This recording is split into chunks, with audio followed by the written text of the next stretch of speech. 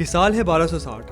तुम हिंदुस्तान में हो, लेकिन तब हिंदुस्तान काफ़ी अलग हुआ करता था। हिंदुस्तान छोटे छोटे राज्यों और छोटे छोटे कस्बों में बटा हुआ था। इन कस्बों पे राजा राज्य करते थे। लेकिन यहाँ पे इस कहानी में तुम भी एक राजा हो, लेकिन सबसे अलग, क्योंकि तुमने आज तक कोई भी जंग नहीं हारी। तुम्हारा ये सपना है कि तुम पूरे भारतवर्ष पे कब्जा करोगे।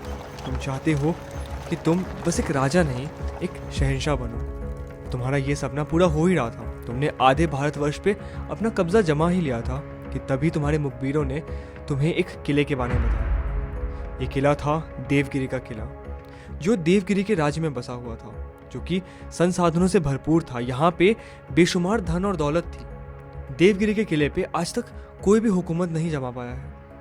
इसमें कुछ अलग ही बात है, कुछ रहस्यमय चीज़ें हैं। लेकिन तुम इस बात पे ध्यान नहीं देते हो, क्योंकि तुम्हें तुम्हारा सपना पूरा करना है। तुम्हें पूरे हिंदुस्तान पे कब्जा करना है। तो इसीलिए तुम अपनी आर्मी के साथ चले जाते हो देवगिरी का किला लूटने के लिए। तुम चले जाते हो देवगिरी के किले को जंग से जीतने के लिए। I welcome you all to the third episode of the Curiosity podcast. और आज हम इसी किले की बात करेंगे। पूरी दुनिया का ये मानना था कि देवगिरी का किला एक अलग ही किला था, जिसको आज तक किसी ने कब्जा नहीं किया था। लेकिन तुम मानते थे कि तुम देवगिरी के किले पे कब्जा कर लोगे, और इसीलिए तुमने तैयारियां शुरू कर दी। हाथी, घोड़े, ऊंट, सिपाही सब तैयार कर लिए, और तुम अपने सेनापति के साथ बैठे ये तय करने के लिए कि तुम कैसे इस किले पे हमला कर इसे जीत लोगे। तुमने सोचा कि तुम इस किले को चारों तरफ से घेर लोगे, और तब यहाँ के राजा या फिर जो भी इसके अंदर रहते हैं उन्हें हार मान के बाहर निकलना पड़ेगा। लेकिन तुम एक चीज़ से अनजान थे कि देवगिरी के किले में घुसने का सिर्फ एक ही रास्ता है। लोगों ने तुम्हें समझाया, तुम्हारी सेना ने तुम्हें समझाया कि देवगिरी के किले के ऊपर हमला करना अपनी मौत को दावत देने के बराबर है।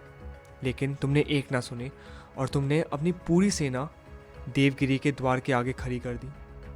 वहाँ पे आके तुमने देखा कि एक बहुत बड़ा बुलंद सा दरवाज़ा वहाँ पे खड़ा है, जो कि लकड़ियों से बना हुआ है। तुमने ये हुक्म दिया कि हाथी से ये दरवाज़ा तोड़ा जाए।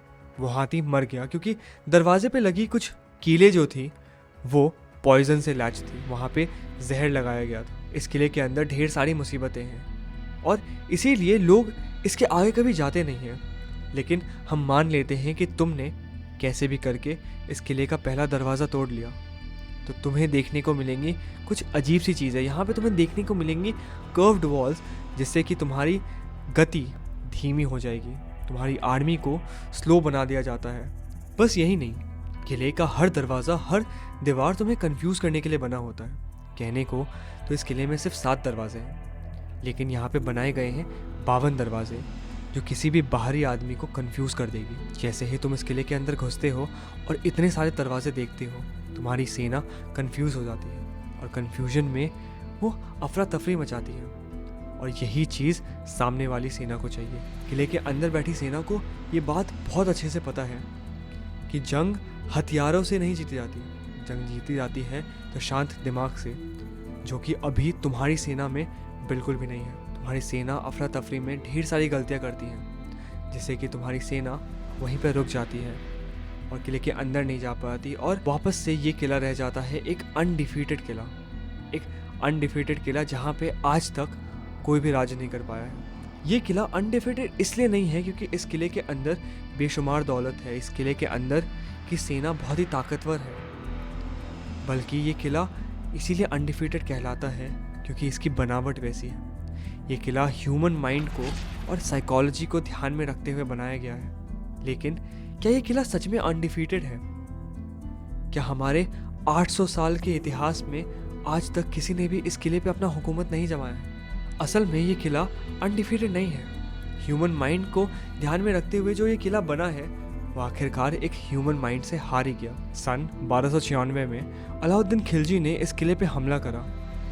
इस किले पे हमला कर उसने इस किले को कब्जा कर लिया।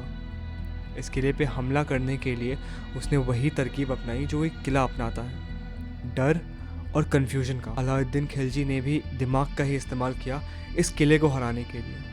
उसने एक र्यूमर फैला दी थी कि इस किले के बाहर 12,000 सैनिक खड़े थे, लेकिन जब असलियत में सिर्फ 100 सैनिक खड़े थे। डर और कन्फ्यूजन जो पहले ये किला क्रिएट करता था लोगों के दिमाग में, लोगों के मन में, अब वो इस किले के राजा के मन में था और अंत में इस किले के राजा ने हार मान ली और तब अलाउद्दीन खिलजी बन गया दुनिया का पहला इन्वेडर, दुनिया का पहला मुस्लिम इन्वेडर जिसने देवगिरी किले पे कब्जा किया हो। और इसी के साथ ये अनडिफीटेड किला अनडिफीटेड नहीं रहा। ह्यूमन माइंड चाहे तो कुछ भी कर सकता है, कोई किला ताकतवर नहीं होता, लेकिन किले से जो 1000 गुना ताकतवर होता है वो है एक इंसान का दिमाग। और यही चीज़ हमने सीखी इस स्टोरी से।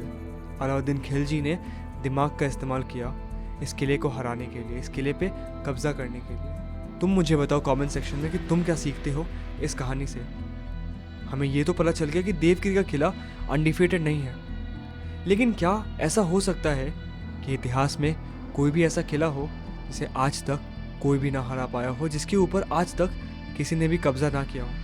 और अगर तुम इस वीडियो के अंत तक आए हो तो I'm gonna ask you to subscribe to the Curiosity Podcast, जहाँ पे हम कुछ ऐसे टॉपिक्स के बारे में बात करते हैं। And I want you to always be curious and never stop asking questions. Thank you so much.